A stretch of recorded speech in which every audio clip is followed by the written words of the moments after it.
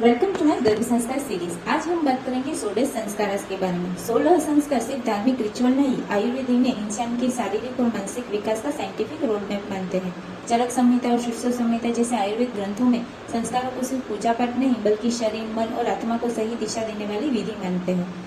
संस्कारों को 4 पार्ट में डिवाइड किया गया है: प्रेगनेंसी संस्कार, चाइल्डहुड संस्कार, एजुकेशनल संस्कार और मैरिटल एंड डेथ संस्कार।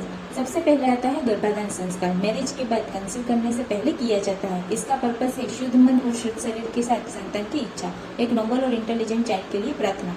दूसरा है पुंसवन संस्कार। प्रेगनेंसी के 2-3 मंथ में किया जाता है। इसका पर्पस है फीटस का हेल्दी फिजिकल और मेंटल डेवलपमेंट वैदिक मंत्रों के साथ। तीसरा है सीमंतनयन संस्कार। 7th मंथ, कहीं पर 4th, 6th और 8th मंथ में भी किया जाता है। इसका पर्पस है माँ और बेबी की सुरक्षा, माँ के मन को शांत रखना, क्योंकि इस समय तक बेबी उनके विचारों को एब्जॉर्ब करने लगता है। चौथा है जात कर्म संस्कार। जन्म के तुरंत बाद किया जाता है। पिता शहद और घी से बेबी की जीभ पर ओम लिखते हैं और कान में मंत्र बोलते हैं। परिवार में बेबी का स्पिरिचुअल स्वागत होता है। पांचवा है नामकरण संस्कार। जन्म के 11th या 12th डे में किया जाता है। बेबी का फॉर्मल एस्ट्रोलॉजिकल शुभ नाम रखा जाता है। छठा है निष्क्रमण संस्कार। जन्म के 4th मंथ में किया जाता है। बेबी को पहली बार घर से बाहर प्रकृति के संपर्क में लाया जाता है। छठा है अन्नप्राशन संस्कार। 6 मंथ से लेकर 1 साल की उम्र तक किया जाता है। बेबी को पहली बार सॉलिड फूड खिलाया जाता है। 8वां है चूड़ाकरण, इसे मुंडन संस्कार भी कहते हैं। 1 से 3 साल की उम्र में किया जाता है। पहली बार बाल मुंडवाए जाते हैं, पुराने कर्म से शुद्धिकरण करके नए जीवन का प्रतीक।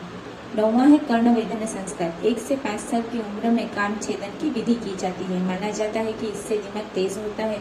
आयुर्वेदिक हेल्थ बेनिफिट्स भी जुड़े हैं।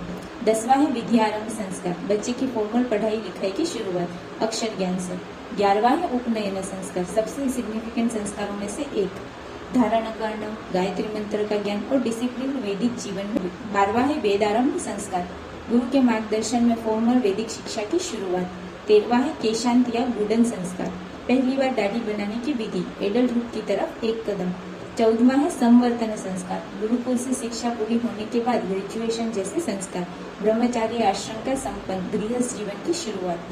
15वां है विवाह संस्कार, सबसे महत्वपूर्ण संस्कार, 2 आत्मा का पवित्र मिलन, गृहस्थ आश्रम में प्रवेश।